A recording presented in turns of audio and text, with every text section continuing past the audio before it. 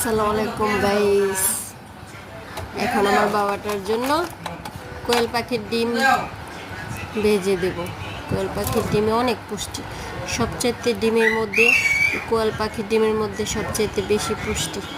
আপনারা বাচ্চাদের খাওয়াতে পারেন ডেলি 2-3টা করে, সিদ্ধ করে অথবা ভাজি করে।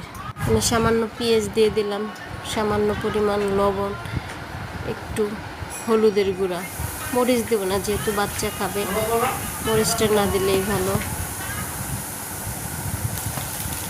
এখানে কড়াইয়ের মধ্যে তেলটা গরম করার পরে ডিমটা দিয়ে দিলাম।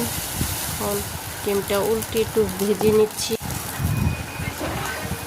ডিমটা ভাজা শেষ আমার। এখন আমার বাবাটা খাবে। আমার ভাজাটা কমপ্লিট হয়ে গেছে, এখন শুধু খাওয়ার পালা।